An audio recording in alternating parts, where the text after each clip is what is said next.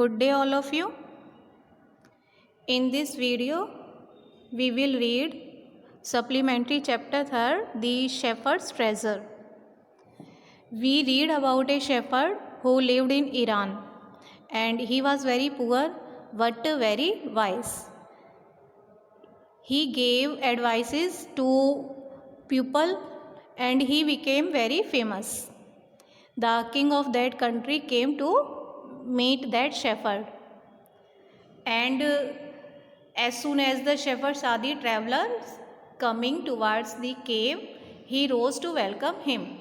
जैसे ही शेफर्ड ने उस यात्री को देखा जो उसकी गुफा की तरफ आ रहा था, वो खड़ा हो गया उसके स्वागत के लिए.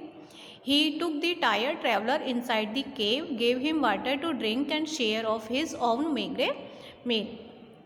उसने थके हुए यात्री को अपनी गुफा में अंदर लेके गया, पीने के लिए पानी दिया और अपना थोड़ा बहुत जो भोजन था उस यात्री के साथ बांटा. The king rested for the night in the cave and was greatly impressed by the shepherd's hospitality and with wise conversation.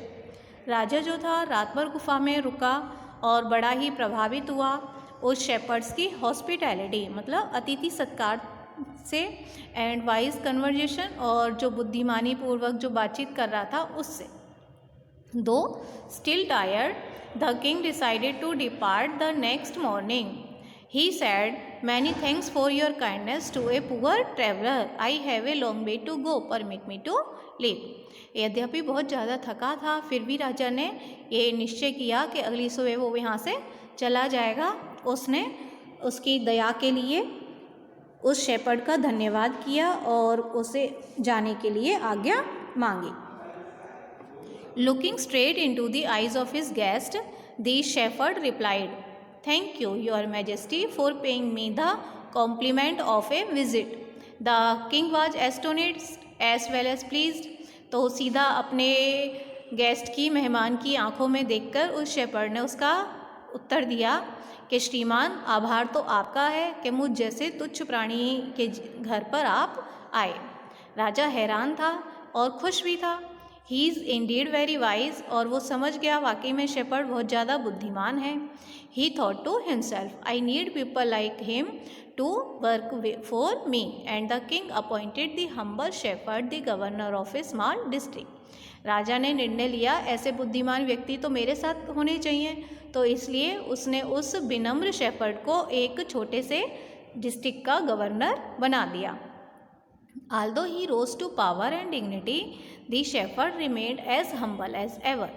People loved and honored him for his wisdom, sympathy, and goodness. He was kind and just to one and all.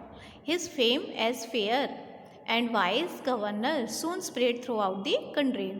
यद्यपि अब जो वो shepherd था, अब उसके पास बहुत ताकत आ चुकी थी, डिग्निटी, बड़ा सम्मान मिल चुका था उसे, लेकिन फिर भी वो पहले की तरह विनम्र बना रहा.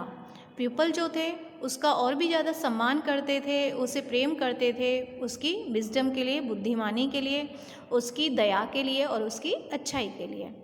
वो जैसे पहले सबके साथ न्याय करता था, जस्ट था, ऐसा ही वो अब भी था. उसकी जो फेम है as a fair and wise governor, अच्छे और बुद्धिमान गवर्नर के रूप में उसकी जो प्रसिद्धि थी पूरे कंट्री में फैलने लगी. Now the governors of other provinces grew terribly jealous of him and began to talk to the king against him. अब जो पुराने गवर्नर थे, जो बहुत काफ़ी समय से वहाँ पर रह रहे थे, उन्हें बड़ी ईर्ष्या होने लगी कि ये नया गवर्नर आया है और इस तरह इसका फेम हमसे ज़्यादा हो गया है. तो उन्होंने राजा के कान भरने शुरू कर दिए, राजा से उस गड़रिये के बारे में बात करनी शुरू कर दी. They said he is very dishonest and keeps for himself part of the money that he collects as tax from the people. और उन्होंने कान भरे राजा के कि ये जो है शेफर्ड, ये बेईमान है और ये जो टैक्स के रूप में लोगों से धन वसूलता है उसमें से कुछ हिस्सा वो बचा भी लेता है. अगर ऐसा नहीं करता तो बताइए ये अपने साथ हमेशा एक आयरन की चेस्ट क्यों रखता है.